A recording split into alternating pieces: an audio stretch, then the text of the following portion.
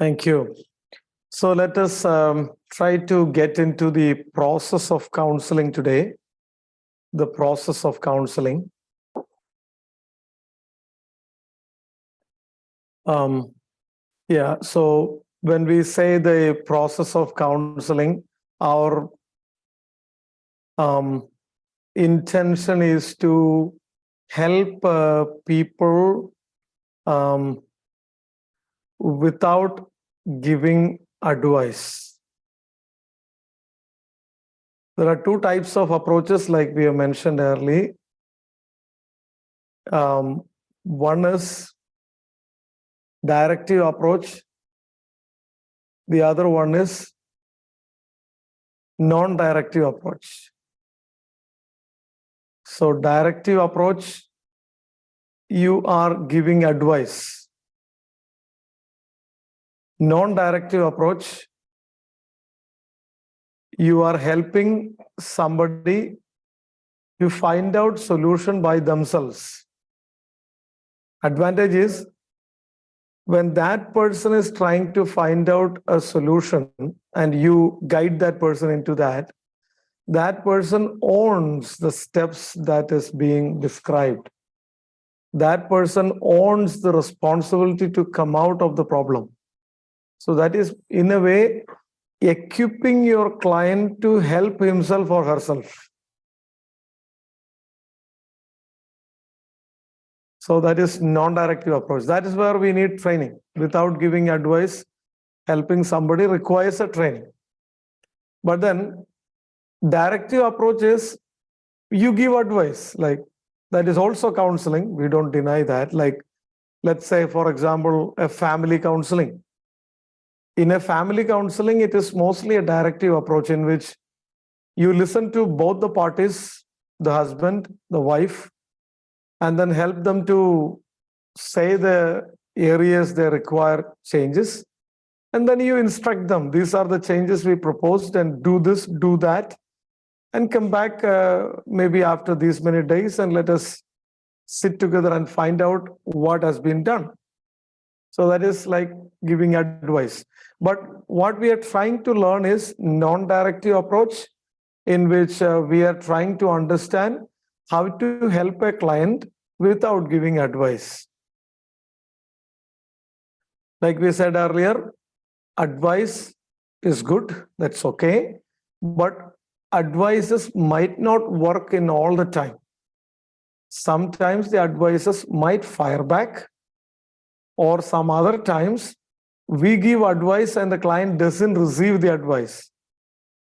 We say something and the client says, no, sir, that might not be practical.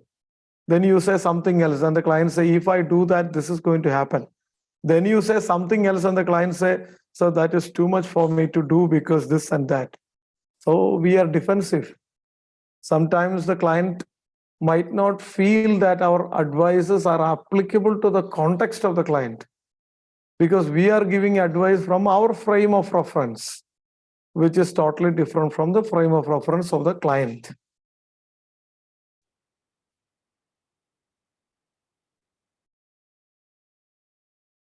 So let me share my screen with you to tell you a definition of counseling.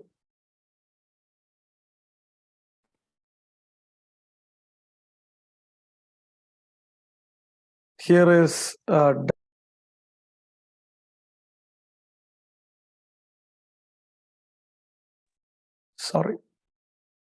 Here is a definition of counseling, and this definition you find in my book. So this definition is my own definition. I made this definition from the insights I have received from so many different definitions from many others, but then I've tried to apply my personal insights also into it and then developed my own definition. So here I'll just read out this. Counseling is a skill exercised by a trained counselor in an environment of trust and confidence to enable the clients to explore problems and ventilate emotions so that the client fully realizes and acts upon the aspects of change which is imbibed within the framework of his or her own environment. There are so many things coming together in this definition. I will explain one by one to you, one by one. So let's go into it. Completed, sir. It was Oh, done. this is done. already. Ayo, Yeah. I'm so sorry. So which means we have gone through the definition of counseling, all the elements of it. Yeah. Thank you. Did we go through the process of counseling? No. The steps of counseling? No. No. No, Okay. sir. No. Thank you. Thank you. So that If you helps. explain, no problem. No. But because there was a gap, I also actually lost the connection of what we have been following. So please continue to remind me anything that we have covered if I'm repeating so that we can avoid that and get into more things. So the first is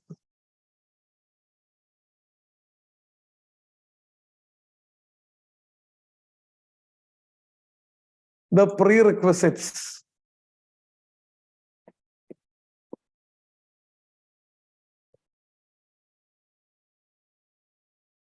The prerequisites.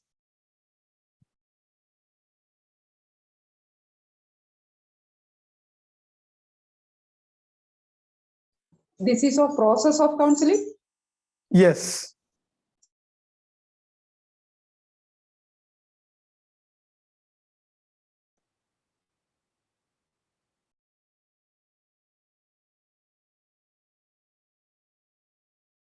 Yeah, I think I'll depend on my PowerPoint. So it is a little more, yeah.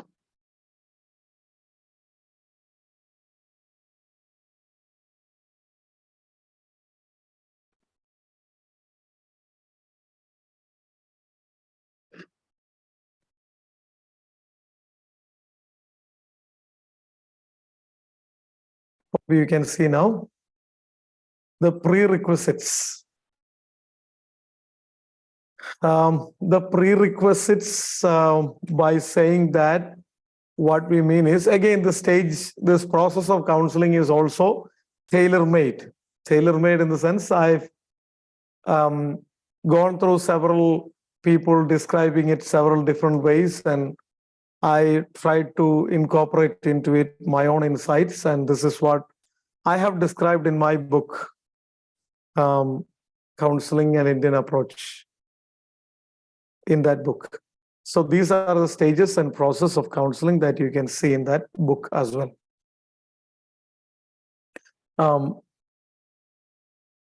Do you have my book, anybody? No? Oh, I did not introduce my book to you. No, sir. Oh, okay. See, this is my book.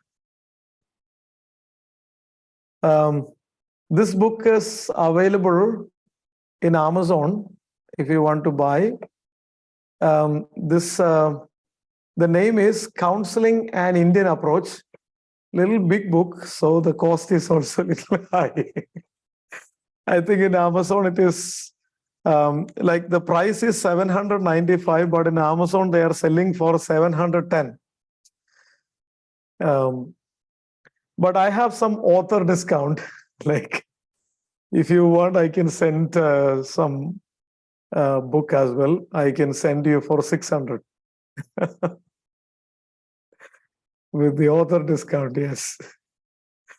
So if you like to have the book, you can send me your address, and I'll send you by, how do you call? Book post, like that. Unregistered parcel, something like that is possible to send from post office, but it will be unregistered. Yeah, like that I can send to you. So you can text me. So this will add into, like, this book. What I have done is I have tried to describe counseling from an Indian perspective, because almost all the counseling books are from Western perspective, because counseling developed in the West. So in this book, you will find the socio-cultural development of persons in India, various approaches to counseling, and definition and practice of counseling with an Indian context in view. And then we go on with various chapters, such as one chapter for counseling children, another chapter for how to counsel adolescents, another chapter for counseling families, another chapter for counseling the elderly, another chapter for counseling the people with disability, then another one for crisis intervention, another one for counseling the sick people and hospitalized people, then some behavior therapies, so like that.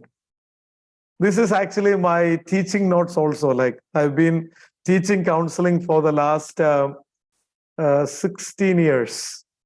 So my teaching notes and my counseling exposures, everything is combined together in this. So coming back to the stages and process of counseling, the first in this is the prerequisite. In the prerequisite, what I would like to mention is, let's say when we do counseling, when we sit for counseling, let us start from the counseling room. You know, the counseling room must be semi-private. Semi-private in the sense, like, if you're sitting in a room for counseling, let the windows be open and the curtain be moved to the side so that there is air circulation, light coming in. And if you have a counseling room which is not a public place, then you can keep the door open, something like that. Like in my seminary where I have my office, that is also my counseling room. So the advantage that I have,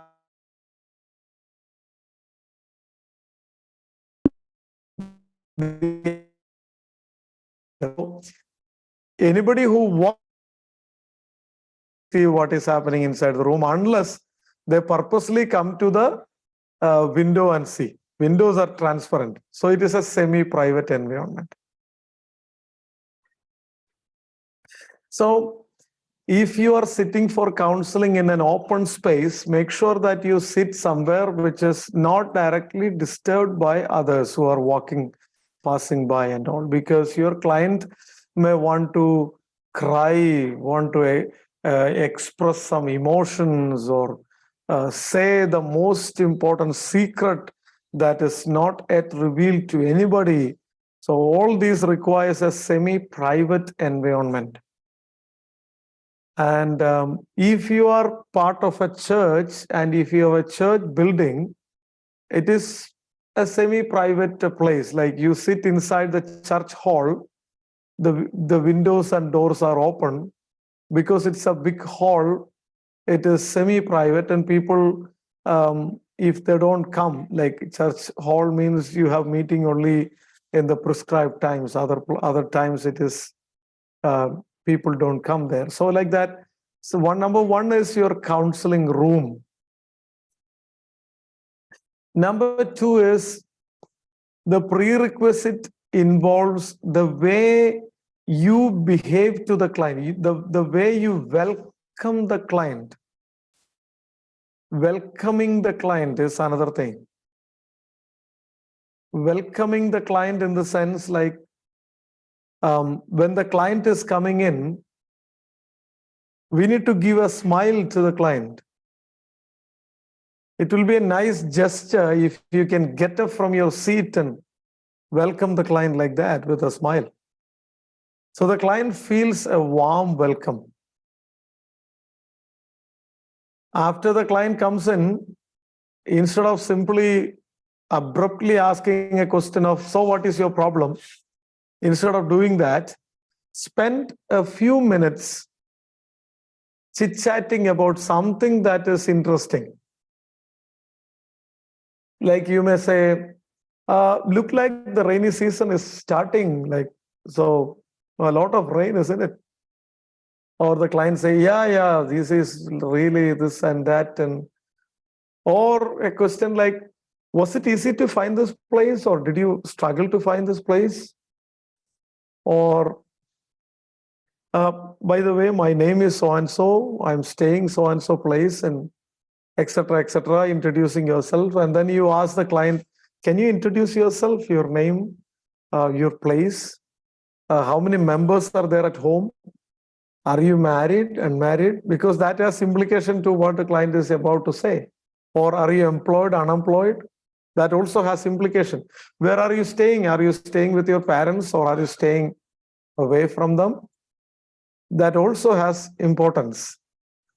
Or those personal details, actually, that is all important. Even the sibling position is important. Whether the parent is alive or not is important. All those personal information. So what is the education of the client is also important. When you talk to somebody who is highly educated, you can expect a good level of processing capacity in comparison to others who are illiterate, of course.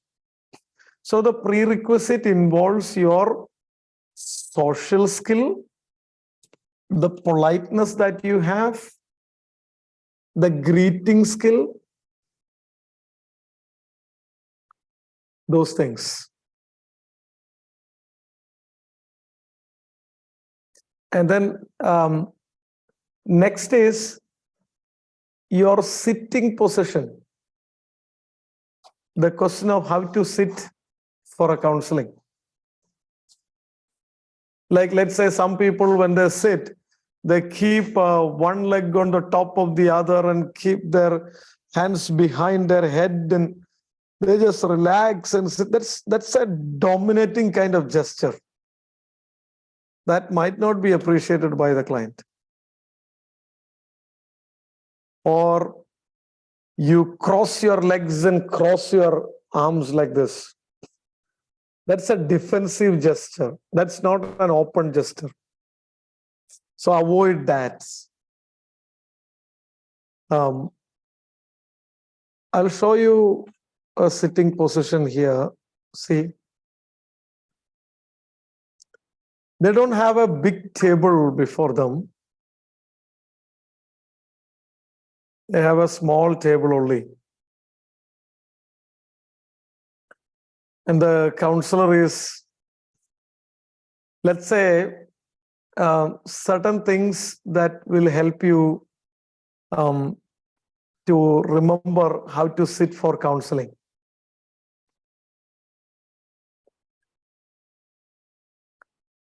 S O L E R. Yes.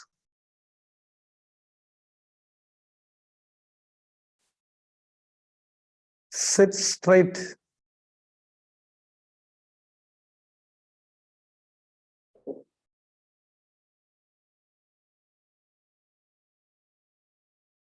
Or sit squarely.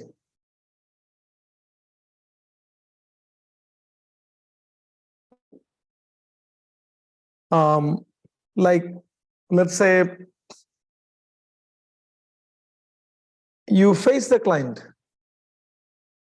That is a point here. So adopt a posture that indicates your involvement.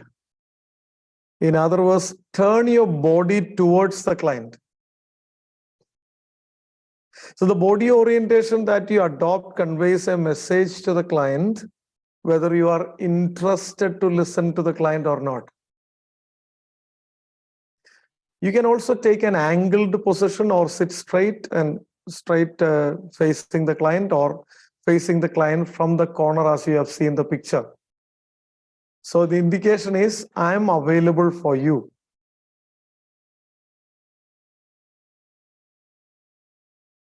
So sit straight, sit squarely.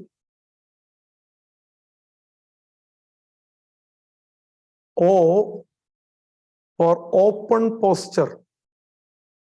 open posture. Like it is better to avoid a closed posture, a defensive posture. Avoid that. That is what we mentioned earlier.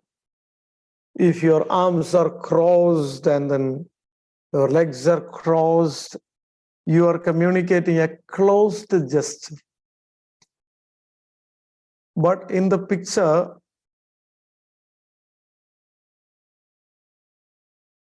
see how they sit.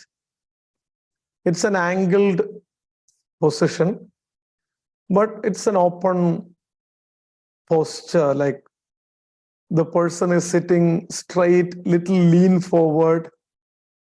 The person shows that involvement.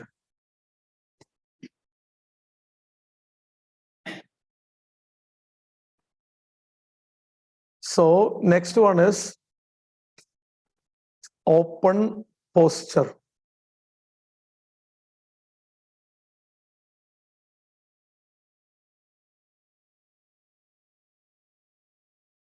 L. L means lean toward the counselee. Lean toward the counselee. Little lean toward the counselee will mean that you are interested in the client as well, as they have been doing, like you saw the picture. So that is little lean forward. And then E for eye contact. Don't look other places when the client is speaking. Like when you are speaking to me and you're pouring your heart out to me and I look like this, like that, you will feel very upsetting. Because that means even though you are talking your heart out to me, I'm little distracted, kind of. That should be avoided. Certain things to be avoided while you sit for counseling, like some people, while the counseling is going on, they just look at their wristwatch like this. The moment you look at your watch, the client will say, "Oh, sorry, sir, am I taking too much time?" It's okay. You may be busy like that. So what I usually do is I kept a clock behind the client. So when I look to the client, a little change of my eyes to this side, I can see the clock. So I can be conscious of the time and I can also avoid the embarrassment to the client of looking at the wristwatch. Certain things that can distract while you listen is, like, for example, some people, they feel sleepy and they like that when the client is saying something, like client is crying and the client is saying, "I'm so broken, everybody hates me, my parents don't love me, my brother hates me," and all that. You say, okay, so what else? So which means you're not interested in listening to the client. That is very terrible, horrible. We should avoid that. Or sometimes the client might say something shocking to you. Like the client says, I mean, the recent news that is going on, what is her name? Reshma. Yeah. Yeah, I think Reshma. Yes, sir. Yes. Reshma, yeah. Who killed the boyfriend. So Reshma is coming to you for counseling and saying, "Sir, actually my boyfriend trusted me and we were in good love, but what I did was I put poison into the juice that he was about to drink and I killed him, sir." The moment she say that, you narrow your eyebrows like this. What? What did you just now say? So the client is like embarrassed because you are showing extreme surprise. That and all distracts the counseling. So sometimes we hear shocking things. We hear shocking things, but we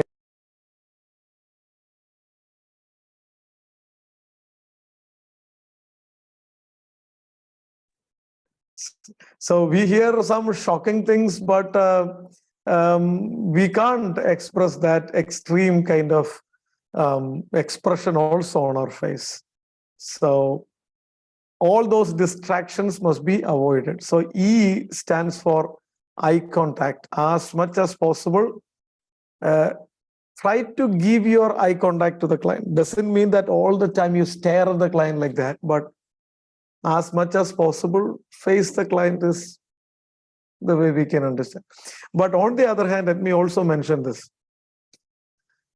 The client might not look at your face when the client speak.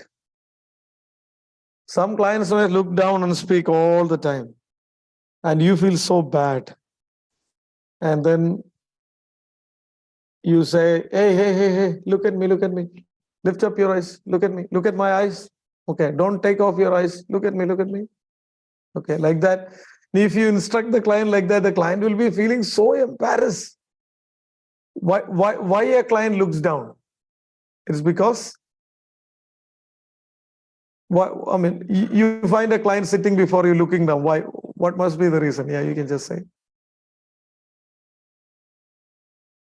Yeah. Guilt, Yes. low confidence, and something might be, burdening that person so much. And some guilty Exactly. feeling or guilty feeling. Guilty feeling. Exactly.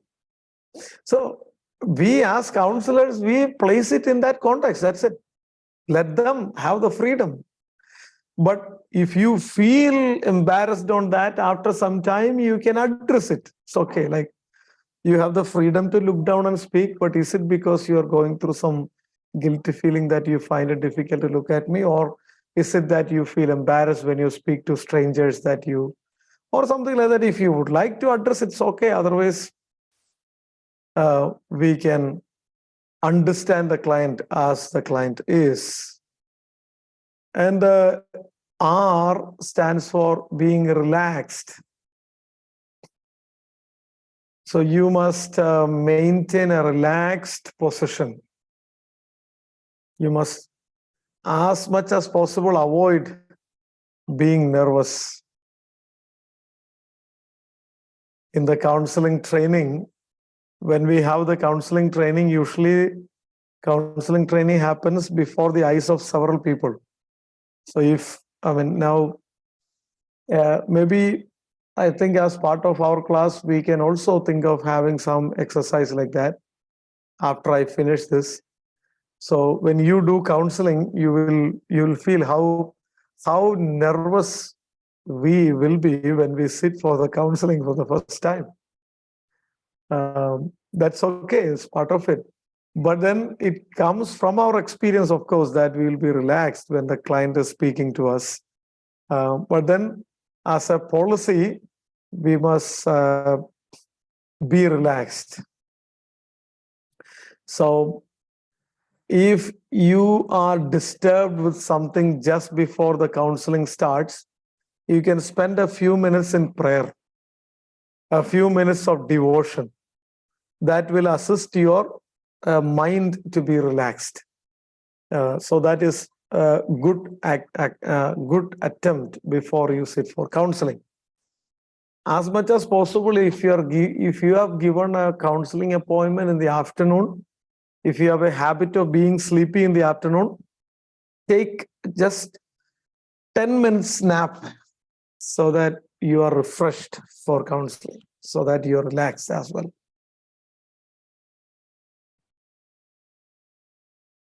So you can remember solar.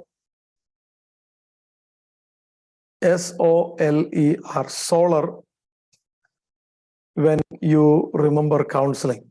So when you remember counseling, remember solar. So sit squarely, open gesture. See his hand, it's an open gesture. He has opened his hand. Little lean forward and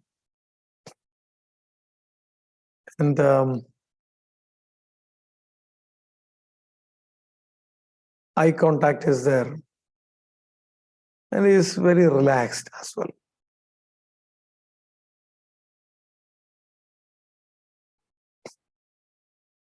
There is introductory phase. Introductory phase. In introductory phase, mainly we talk about the skill of listening the client. Like the counseling might start from a phone call, seeking appointment. In that phone call, you might communicate to the client saying that, yes, I'm ready to spend time with you. You can come this time or that time. You tell the client like that. And then as the client comes, you welcome the client, spend some initial time, get into the counseling. And then while you listen to the client, this written here, the partial listening, the aspect of partial listening. You remember when we were talking about empathy, we said empathy is your ability to get inside the skin of the client, to understand the client from within, to understand the client as he is or as she is. So it is at this place that you try to listen to the client from the context of the client. You place the client back to the client context and try to listen to that.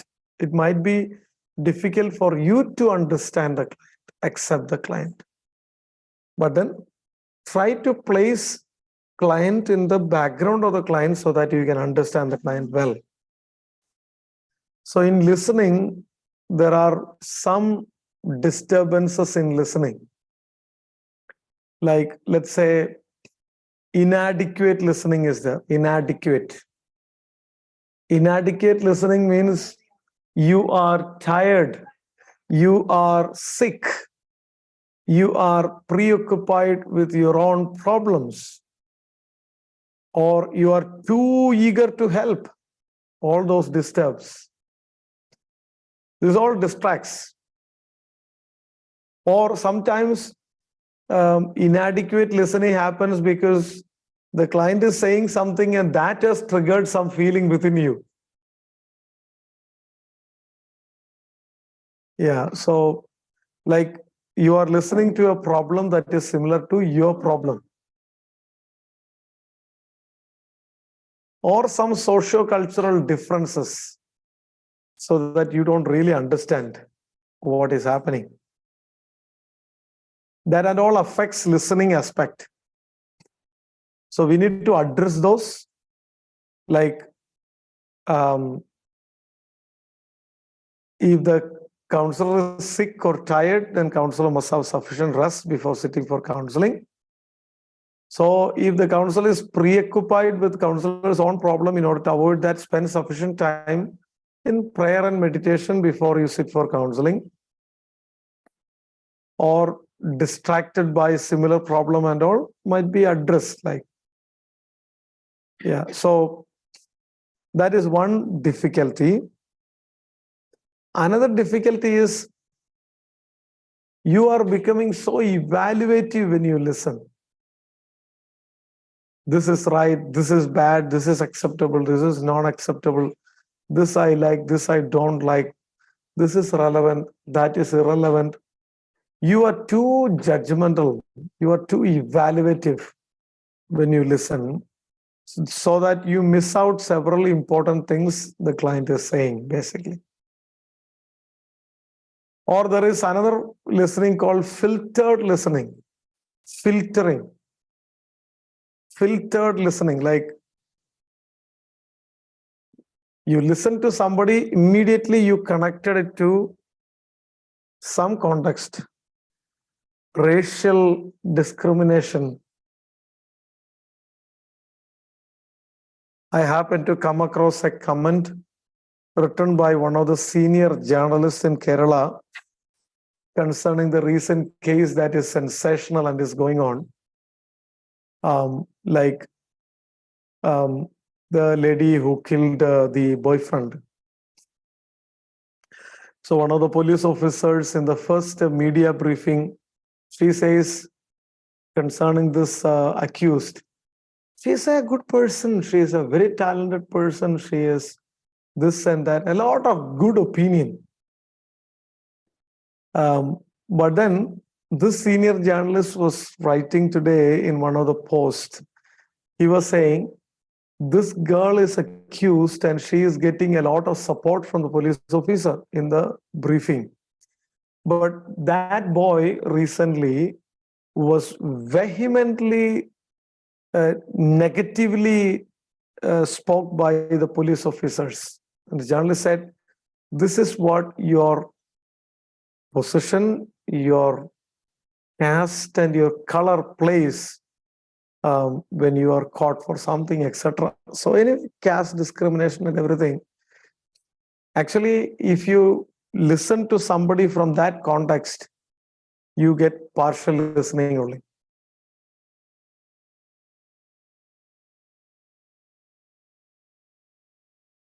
Another problem is your learning can also work as filters. Like you have read so much about schizophrenia, delusional syndrome, hallucination, so many things. While you listen, you are trying to, oh, this must be schizophrenia. Oh, this must be hallucination. So you are too connecting to this and that, you missed the real problem. Categorizing. So that it works as a filtering. Or another thing is fact-centered listening. That is also a partial listening, a problem in listening. Fact-centered listening means you are collecting fact after fact after fact that you really miss the person who's saying that fact. So the psychological issue, the behavioral issue, the social issue, the fact, all those things are taken very well. But ultimately, the one who is sharing it is missed out. That is a problem. Next problem is rehearsing. While you listen to the client, you are rehearsing in your mind, how should you respond to the client?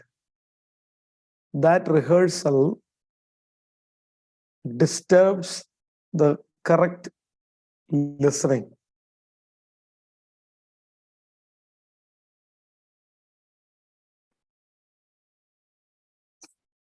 Those are some of the things we keep in mind when you talk about listening. Listen to, second thing is written here, listen to words and listen to feelings. When we listen to the client in the introductory phase, let me mention this. When you listen to the client, you have to listen to what the client is saying. And then how does it feel to the client when the client is saying that? This both must be listened to. So one is what the client is saying. Two is how does it feel to the client when the client is saying that? So in that case, you have listened to the words, you have listened to the feelings. Both are listened to very well. So that is concerning listening, and that is concerning a little about the introductory phase of counseling. So if you have any questions, you can unmute and ask me now.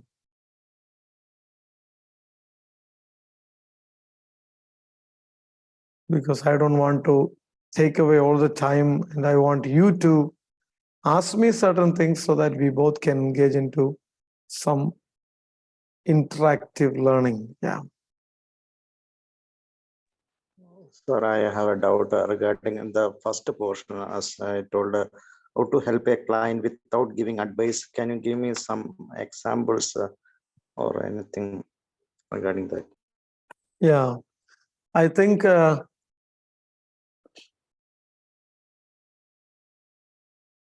our intention is to answer that while we go through the stages of counseling.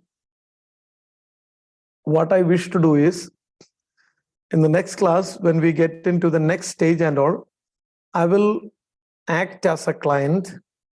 I will ask you to become counselors and respond to me. And then we will take some cases, some person's issue, and then we'll go through these stages, especially when it comes to the next 2 stages of counseling, so that we will know how to help a person without giving advice.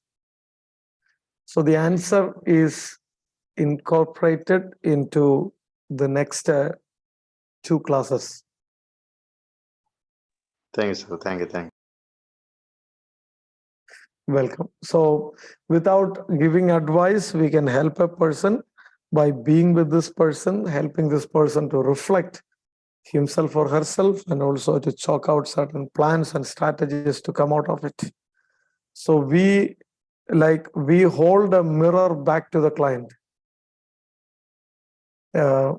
while we reflect back to the client. We are helping the client to see the client better so that the client can act better.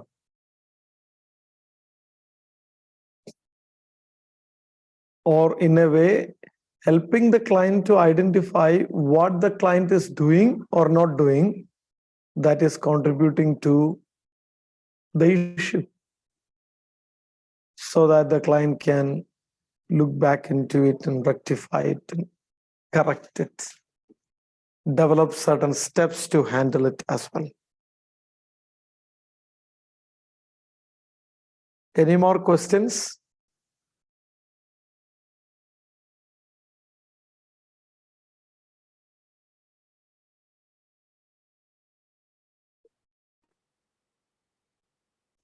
Filtered listening, please say once more. Filtered listening. Yeah, filtered listening means you have certain filters in your mind through which you listen. Like, for example, let's say for me personally, I have real bias towards Muslim people. Because somehow in my mind, I have filled up a message that people from Islam background, they are taught this and that. So that will be reflected in every words and sentence and attitude that they have. So I'm prejudiced against them. So if a Muslim person is sitting before me and is speaking certain things, I am likely to connect what the client is saying to the Muslim background of the client and try to understand that. So I'm already filtering it, which is not right. Who knows, my client might not be influenced as I prejudiced. So, or religious or caste bias, like if I have a prejudice towards certain caste, the client that express anything might be connected back to that caste, and that is likely to prevent me from understanding the client clearly, because that filtering is popping up every now and then.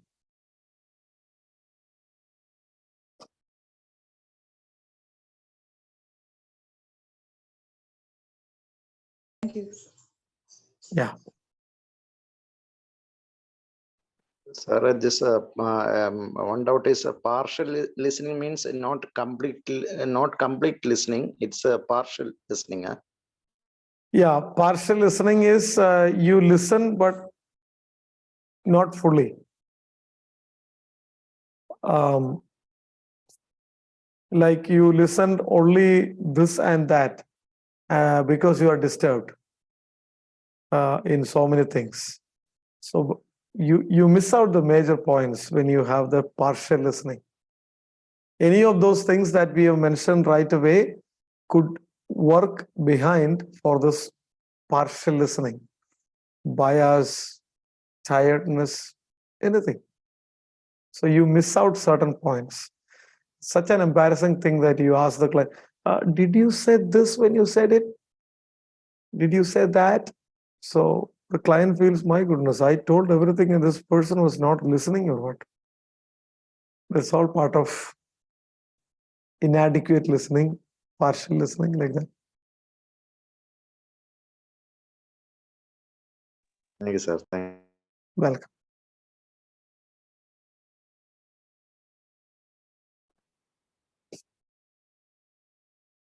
So the communication wheel is what you see on the screen. As you can see here, writing 9%, reading 16%, listening 45%, speaking 30%. A big chunk of communication happens when you listen.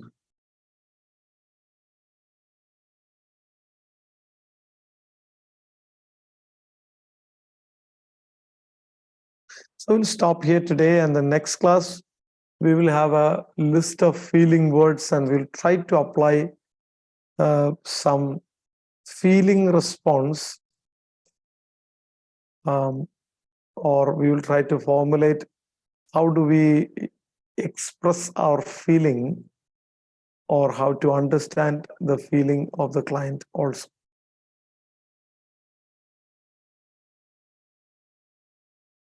Any more question? If not, let us pray and close today's class.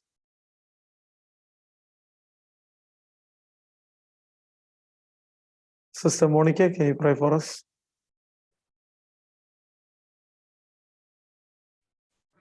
धन्यवाद धन्यवाद प्रभु, धन्यवाद करती हूँ प्रभु इस सुंदर class के लिए प्रभु। अच्छे से हमने पूरा दिन संभाल के रखा प्रभु। इस क्लास में सबको सही टाइम पे लेके आए बिना किसी नेटवर्क प्रॉब्लम के। जिन लोगों ने भी इस क्लास में अटेंड किया उन सबके लिए धन्यवाद करती हूँ राजा प्रभु। क्लास खत्म होने में आपने मदद की, जो भी कुछ हमने पढ़ा उसको समझ कर, ग्रहण करके अपनी जिंदगी में उतार कर प्रभु, अपने लिए और अपने साथ वालों के लिए एक अच्छा हेल्पफुल एक इंसान बनने के लिए, एक अच्छा काउंसलर बनने के लिए हम सबको मदद करने के लिए प्रार्थना करती हूँ राजा।